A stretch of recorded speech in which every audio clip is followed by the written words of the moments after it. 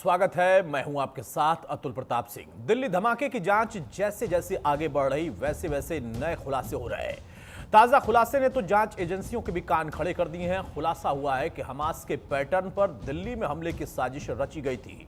Drone और rocket के बाद दिल्ली में धमाके की प्लानिंग आतंकियों ने की थी, लेकिन देश को दहलाने की साजिश रचने वाले आतंकियों में कांग्रेस के सांसद इमरान मसूद को भटका हुआ नौजवान नजर आता है। इमरान मसूद ने दिल्ली में धमाका करने वाले आतंकी उमर को भटका हुआ बता दिया। इसके साथ ही रामपुर से समाजवादी पार्टी के सांसद हैं मोइबुल्लाह नदवी, उन्होंने आतंकियों को गुमराह हुआ बता दिया। इस पर बीजेपी अब फिलहाल भड़क गई है। बीजेपी ने कांग्रेस पर आतंकियों के बचाव का आरोप लगाते हुए साफ कह दिया दो टूक शब्दों में कि एक बार फिर आतंकी बचाव गैंग एक्टिव हो गया है। लेकिन इन तमाम सवालों के बीच में दिल्ली दहलाने वाले आतंकी में कांग्रेस सांसद को भटका हुआ युवा नजर क्यों आता है? क्या आतंक के मुद्दे पर ही तुष्टीकरण एक बार फिर से हावी है? इस मुद्दे पर आज हम चर्चा करेंगे, लेकिन उसके पहले रिपोर्ट दिखाते हैं।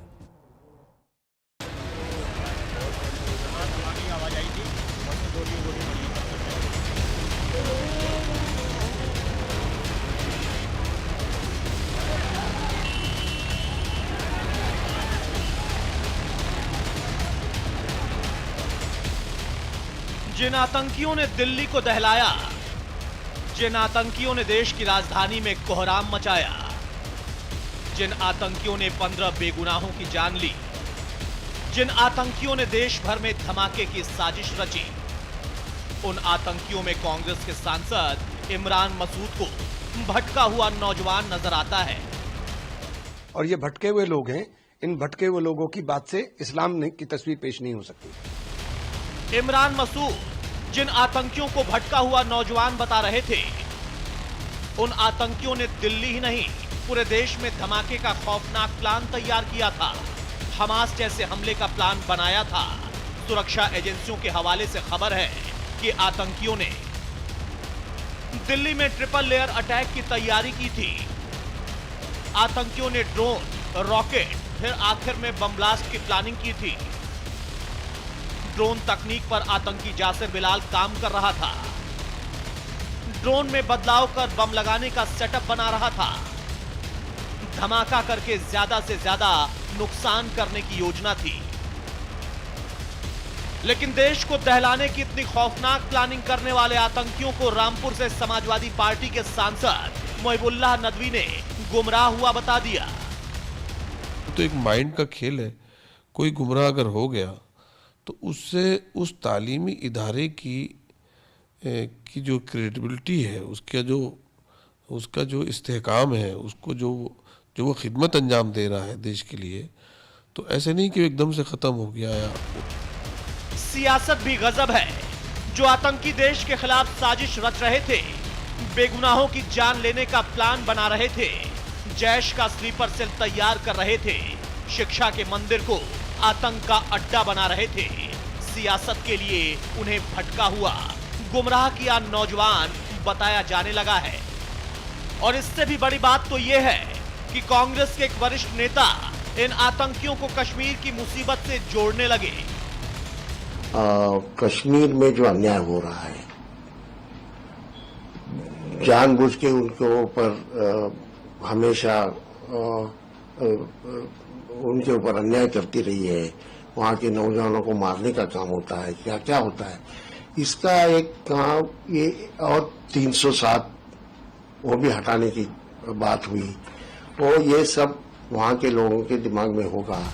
कांग्रेस नेता आतंकियों से हमदर्दी जताने लगे, कश्मीर के युवाओं पर अत्याचार की बात करने लगे, तो सवाल खड़े हुए कि जिन आतंकियों ने दिल्ली को दहलाया उनसे हमदर्दी क्यों? क्या वोट बैंक की पॉलिटिक्स के लिए आतंकियों से हमदर्दी जता रहे हैं? क्या चंद वोट के लिए आतंकियों को भटका हुआ नौजवान बता रहे हैं? आतंकियों से हमदर्दी जताकर क्या माहौल खराब करने की कोशिश कर रहे हैं? इन सवालों के बीच बीजेपी ने कांग्रेस पर बड़ा प्रहार किया। कांग्रेस की सोच सकारात्मक नहीं है।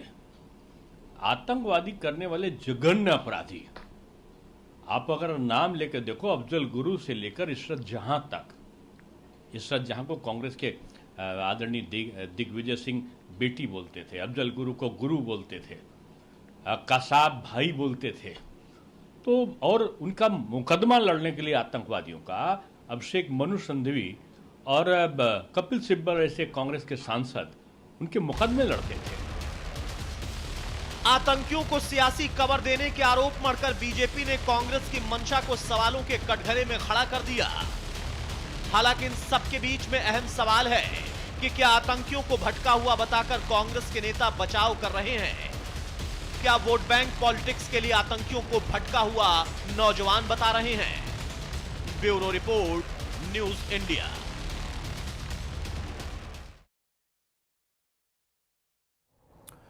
बहरहाल हमारे साथ कुछ खास मेहमानों से मैं आपको तारुफ कराता हूं। चर्चा में आगे बढ़ते हैं। भास्कर जोशी हमारे साथ हैं बीजेपी की तरफ से, बहुत स्वागत है भास्कर जी आपका। मलिक जावेद अंसारी हैं कांग्रेस के प्रवक्ता, बहुत स्वागत है अंसारी साहब आपका। डॉक्टर पूजा मिश्रा है समाजवादी पार्टी से, बहुत स्वागत है डॉक्टर पूजा आपका। सबसे पहले मलिक साहब शुरुआत में आपसे कर रहा हूं, भाई आपके लोगों को, कांग्रेस पार्टी के नेताओं को गुमराह हुए लोग दिखाई देते हैं उन लोगों में जो कि धमाका करने के आरोपी हैं और जांच अभी चल रही है। किस बात से ये गुमराह हो गए? पहली बात तो ये हमारा आधिकारिक बयान नहीं है, ना हमारी पार्टी का आधिकारिक बयान है। कौन नेता क्या कह रहा है, अगर आपको लगता है या सरकार को लगता है कि वो आतंकवादियों का समर्थन कर रहे हैं तो उन पे भी सेम धाराएं लगाकर मुकदमा दर्ज कर अरेस्ट कर लेना चाहिए। सिंपल सा लॉजिक है। रूल ऑफ लॉ देश में प्रिवेल करता है, संविधान से देश चल रहा है। आप अरेस्ट कर लीजिए अगर कोई समर्थन कर रहा है या कोई गतिविधियों में पाया जा रहा है। लेकिन सवाल यह है, जो सरकार दावा करती थी कि 370 हटाने से और नोटबंदी से हमने कमर तोड़ दी आतंकवाद की, तो दिल्ली तक 300 किलो आरडीएक्स कैसे पहुंच रहा है, अमोनियम नाइट्रेट कैसे पहुंच रहा है? ये तो गृह मंत्री को जवाब देना पड़ेगा, एनएसए को जवाब देना पड़ेगा। और किस तरीके से कैसी कैसी हमारे देश में घटनाएं हुई, पहलगाम घटना, उरी घटना, पठानकोट हमला घटना, पुलवामा घटना, अब दिल्ली तक पहुंच गए हैं लोग। तो ये किसका फेलियर है? ये विपक्ष का फेलियर है या विपक्ष सरकार चला रहा है? जो सरकार चला रहा है उनसे सवाल पूछा जाना चाहिए। और एक सवाल और पूछना चाहूंगा मैं, पुलवामा हमला हुआ था, उसका मुख्य आरोपी था डीएसपी देवेंद्र सिंह। उसको एनआईए चार्जशीट फाइल नहीं कर पाई, उसको बेल मिल गई। कितनों का क्या हुआ पुलवामा हमले में? 300 किलो आरडीएक्स। अच्छा, देश के मुद्दे पर या फिर एक ऐसा मुद्दा जिस पर पूरे भारत को एक होना चाहिए, वहां पर पार्टियां भी नहीं होनी चाहिए, उसमें भी विपक्ष से सवाल या सत्ता पक्ष से सवाल होना चाहिए। आप ये बंटवारा कर रहे हैं, मतलब विपक्ष ना पूछे, सत्ता पक्ष ना पूछे, या दोनों एक दूसरे से पूछते रहे। भाई दिल्ली में हो या देश के किसी भी हिस्से में हो, अगर ऐसी कोई घटना होती है और आपके पार्टी के एक सांसद या आपके पार्टी का कोई नेता ये कह रहा है कि वो शख्स गुमराह हो गया है, तो इसको आप उसका निजी बयान मान रहे हैं? पार्टी कह रही है कि उनका निजी बयान है। नहीं, मैं तो कह रहा हूं कि आप उनको जो सेम धाराएं आतंकवादियों पे वो लगा के अरेस्ट करके जेल में डाल दो अगर वो गलत बोल रहे तो फिर आप कहेंगे कि ये भी गुमराह करने वाली बात है। ऑफिशियल स्टैंड क्या है? हमारा ऑफिशियल स्टैंड ये है कि इन्वेस्टिगेशन अंडर वे है, चल रही है, उसकी पूरी जांच होनी चाहिए। जिन्होंने क्या, एक को भी नहीं छोड़ा जाना चाहिए। तो कांग्रेस पार्टी का फिर स्टैंड क्या है? मैं उसी पर आगे बढ़ूंगा, उसी का जवाब लूंगा मैं भास्कर जोशी से। आपका क्या मानना है, ये गुमराह है कि नहीं है? हमारा ये मानना है जिसने भी ऐसा हमला किया है उनकी जांच होनी चाहिए, उनको फांसी कड़ी से कड़ी सजा मिलनी चाहिए। और जिनकी नाक के नीचे हुआ, जो गृह मंत्री है जिसके अंडर में दिल्ली पुलिस आती है, एनआईए आती है, सारी जांच एजेंसियां आती है, वो कैसे हुआ ये भी जवाब दे। पुलवामा की घटना हुई, क्या हुआ? पहलगाम की घटना हुई, कितने हमारे लोग शहीद हुए? कुछ जवाब है इनके पास? और ये कहते हैं कि अब हमने कमर तोड़ दी है आतंकवाद की। बताइए जोशी साहब। भाई मलिक साहब की बात बिल्कुल सही है, वो कह रहे हैं कांग्रेस पार्टी ना तो ऐसे लोगों के साथ खड़ी और ना ही उनके पार्टी के किसी सांसद, किसी नेता के बयान के साथ खड़ी है। वो कह रहे हैं कि जो घटना में शामिल है और जो इस तरीके का बयान दे रहा है उस पर भी आप एक्शन लीजिए, वो तो स्वागत करेंगे। दूसरी बात, जब घटना घटित होती है तो वो कह रहे हैं कि उसका जवाब तो आपको, आपकी एजेंसियों को ही देना पड़ेगा ना, कि दिल्ली तक दस्तक दे दी है गुमराह हुए लोगों ने। अतुल जी, मेरा नाम का थोड़ा सा मैं करेक्शन करता हूँ, मेरा भास्कर घोष नाम है। जोशी, अच्छा घोष नाम है, माफी चाहूंगा सर। हाँ। सॉरी, नहीं sorry, I am sorry also. मैं तो आज इस पहली बार इस डिबेट में आकर, लेकिन मुझे तो पहले झटका ये लगा कि कांग्रेस के प्रवक्ता जो है वो भूल गए हैं, अगर इसमें डालना है, नाम गिनवा देता हूँ किसी कि इन लोगों को पहले जेल से रिहाई नहीं करवाने देना है। हुसैन दलवाई कौन है ये? चिदम्बरम कौन है ये? महबूबा मुफ्ती कौन है?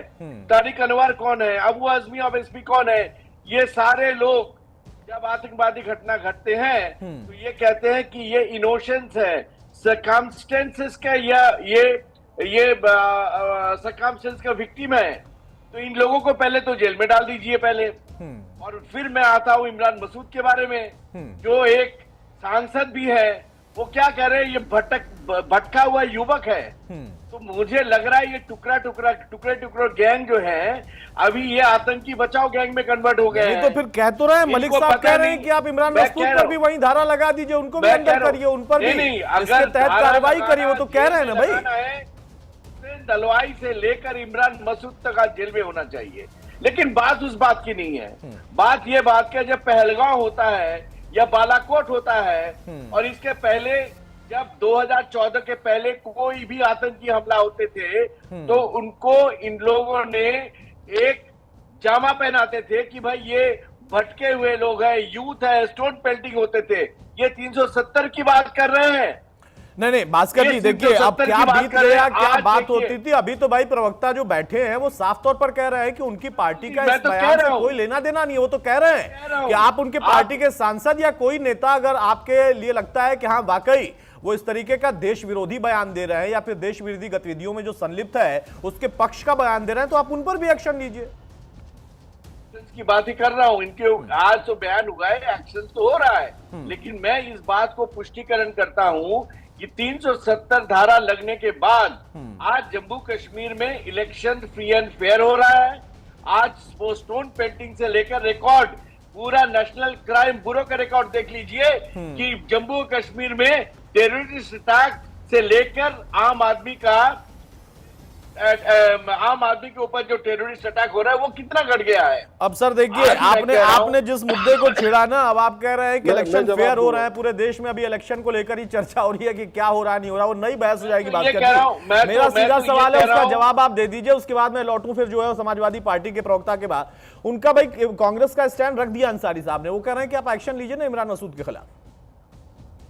देखिए, इमरान मसूद की तरह जो कानूनी एक्शन लिया जाएगा वो तो पार्टी का सर्वोच्च लिया ले जाएगा, रहे हैं, लेंगे कि नहीं लेंगे, वो तो लेकिन कह रहे हैं मैं यहाँ पे डिबेट इसलिए कर रहा हूँ कि ये इमरान मसूद से लेकर चिदम्बरम तक जब आतंकी हमला होते हैं इन लोग इनको डिफेंड करते हैं, और ये जो है ये मुस्लिम लीग एक कांग्रेस बन गया है। ठीक है, जल्दी से छोटा सा काउंटर मलिक साहब, उसके बाद डॉक्टर पूजा मैं आपके पास आ रहा हूँ। डॉक्टर मलिक जल्दी से काउंटर। भाई वो कह रहे हैं कि उनके खिलाफ भी एक्शन लिया जाएगा, लेकिन आप लोग खुलकर समर्थन करते रहे हैं। आप लोगों का इतिहास रहा है, कई नेताओं का नाम गिनाया उन्होंने।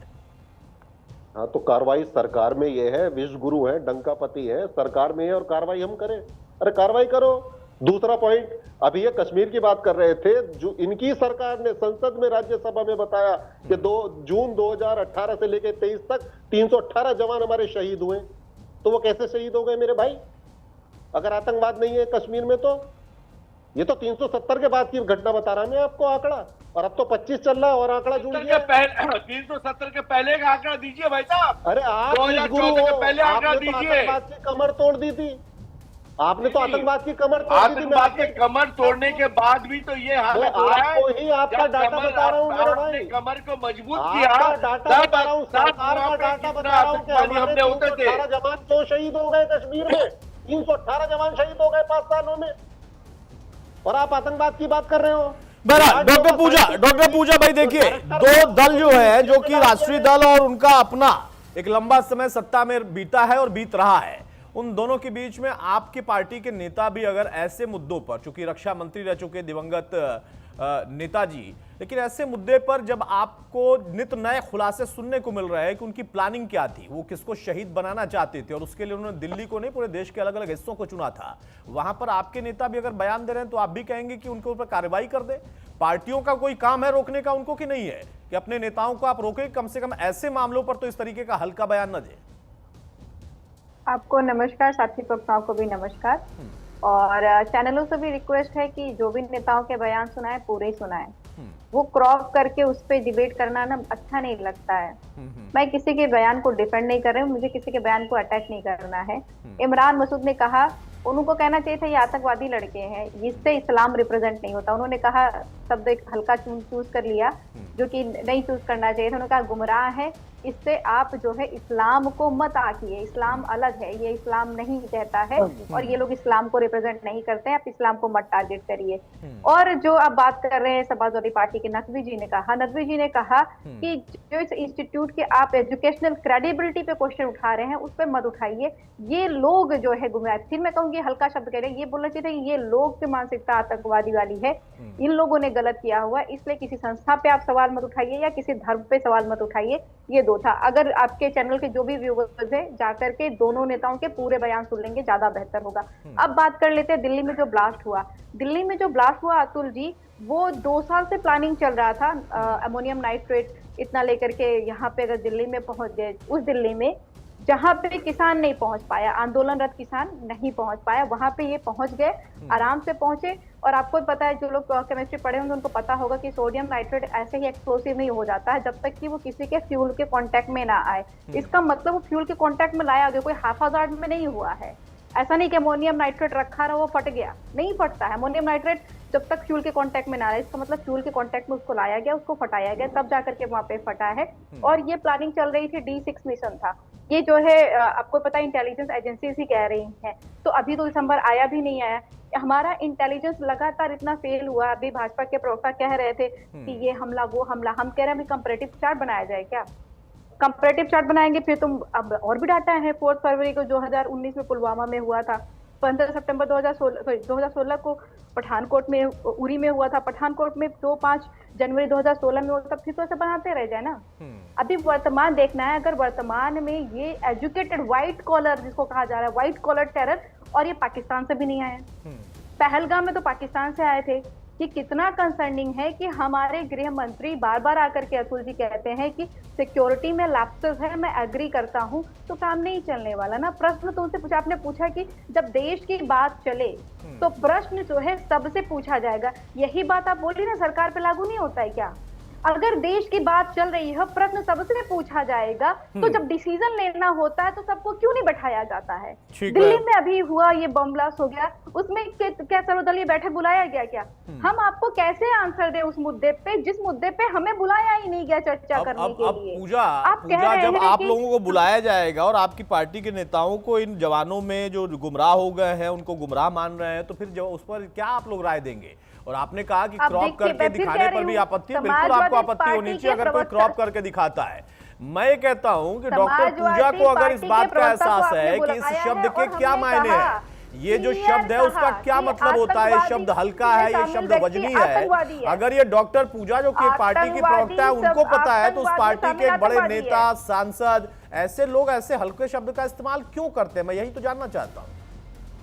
तो उनसे जाके प्रश्न पूछे, समाजवादी पार्टी ने नहीं कहा हुआ। अरे भाई, पार्टी आपकी, नेता आपके, प्रश्न में उनसे पूछने जाऊं तो फिर प्रवक्ता क्यों होते हैं? राष्ट्रीय अध्यक्ष जी ने कहा भाई, प्रवक्ता क्यों बनाए जाते हैं? अगर आप यही कह देंगे कि मेरा कोई लेना देना नहीं, उनसे पूछ लीजिए, तो फिर मैं उनसे ही पूछता। फिर पार्टियां अपने प्रवक्ता क्यों बनाती हैं? बीजेपी ने अपना प्रवक्ता क्यों बनाया? सपा ने अपना प्रवक्ता क्यों बनाया? कांग्रेस ने अपना प्रवक्ता क्यों बनाया? प्रवक्ताओं को लाइन क्लियर करने के लिए बनाया जाता है ना। नहीं, ये जो लाइन आप लोग खींच रही है ना, कि आप लोगों को बिल्कुल तय कर लेना है कि बयान है तो उनका निजी बयान है, हमें क्या लेना देना है। सर्वदलीय बैठक में आपको जाकर शामिल होना है, लेकिन जो देश का मुद्दा है उस पर अपने आप में पहले तय कर लेना है कि आपकी पार्टी के नेता उसमें भटके हुए और गुमराह लोगों को बीच में लाएंगे। भास्कर जी सुन लीजिए। अब भाई देखिए, यहाँ पर सबसे बड़ी बात यह है कि दिल्ली तक ये लोग पहुंचे कैसे, सबसे बड़ा मामला यही है। इस पर तो जवाबदेही आप ही की बनती है। भाई, आप लोग निष्पक्ष बात करते हैं, आप लोग कहते हैं कि हमने बहुत कुछ बदल दिया, उस जम्मू कश्मीर में बदल दिया 370 हटाने के बाद, लेकिन बदला क्या?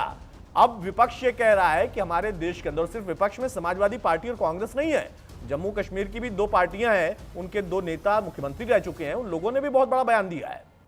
मैंने उस पर कल भी चर्चा की थी। भाई, वो कह रहे हैं कि आप ना जम्मू कश्मीर संभाल पाए ना देश संभाल पा रहे हैं। अब तो आप लोगों ने डॉक्टरों तक को आतंकी बना दिया, बड़ी चुनौती हो गई है। अतुल जी, आप अगर इस देश का 2014 से 2025 का रिकॉर्ड आप देखें कि दिल्ली या आसपास में एनसीआर रीजन में ये पहला आतंकवादी हमला है जो देश का बाहर के लोग तो महबूबा मुफ्ती कहते हैं कि भाई ये हमारे पड़ोसी हैं, लोग इस देश में आतंकवाद को ये अपना ये देते हैं, अपना शेप देते हैं। लेकिन दुखद बात यह है कि आज बाहर के लोग अगर हमारे ऊपर आतंकवाद हमला करते हैं, चाहे कम या ज्यादा जो भी करें, हमारे अपने जो पार्टी है, अपने जो नेशनलिस्ट पार्टी है, वो इस हमले को इस तरह से लिक्विडेट करते हैं कि आज लगता है कि ये छोटा मोटा पटाखा का नहीं भास्कर जी, मैं मलिक साहब की एक बात से तो सहमत हूं भाई। नहीं भास्कर जी, मैं मलिक साहब से की एक बात से बिल्कुल सहमत हूं। वो साफ कह रहे हैं, उन्होंने 2 बार कहा कि अगर किसी भी पार्टी का ऐसा व्यक्ति, ऐसा सांसद, नेता, प्रवक्ता कोई भी जो कि ऐसे आतंकियों के पक्ष में खड़े होकर बयान दे रहा है ना, तो वो कह रहे हैं कि आप उस पर एक्शन लीजिए। कल वो फिर ये नहीं कहेंगे कि आपने एक्शन नहीं लिया, आप एक्शन लीजिए, जवाब मिल जाएगा उनको। आप तो मौका दे रहे हैं ना कि उनको बयान देने का, वो बयान देते बात रहे। है इनके ऊपर एक्शन लेने का पहला जिम्मेदारी इनके पार्टी के अध्यक्ष का है। तो नहीं ले रहे हैं, वो इनके कह रहे हैं पार्टी उनका का बयान अध्यक्ष है। इनके ऊपर क्या एक्शन लिए हैं? कह रहा हूं कि इनके जो बयान एंटी नेशनल, जो प्रो माइनॉरिटी बयान दे रहे हैं, एंटी नेशनल बयान दे रहे हैं, इनके पार्टी का अध्यक्ष इनको कोई पार्टी के निष्कासित क्यों नहीं करते? ना तो पार्टियां एक्शन ले रही है, ना आप एक्शन लेने को तैयार है, तो मतलब राजनीति हो रही है क्या? मैं ये मान लूं? नहीं अतुल जी, बात यह है कि हमारे एक्शन एक आईनी प्रोसेस में आता है, वो लीगल प्रोसेस के आता है, लेकिन जिस पार्टी का सर लीगल एक्शन लीजिए ना, लीगल प्रोसेसिंग शुरू करिए, दिक्कत क्या है? बहरहाल मैं आप लोगों को रोक रहा हूं। एक बड़ी खबर आ रही है, अल-फलाह यूनिवर्सिटी का संस्थापक इस वक्त गिरफ्तार हो गया। ईडी ने जवाद की गिरफ्तारी की है, जवाद सिद्दीकी को गिरफ्तार कर लिया गया है। पीएमएलए एक्ट के तहत जवाद सिद्दीकी की गिरफ्तारी हुई है। बड़ी खबर आपके सामने रख रहे हैं, जहां पर अल-फलाह यूनिवर्सिटी के इस व्यक्ति को, जवाद सिद्दीकी को गिरफ्तार किया गया। संस्थापक हैं ये। पीएमएलए एक्ट के तहत जवाद की गिरफ्तारी हुई है। इनकी तलाश की जा रही थी और अभी फिलहाल गिरफ्तारी की खबर आ रही है। ईडी ने जवाद सिद्दीकी के घर पर छापा मारा था और वहां से अब गिरफ्तारी हो गई है।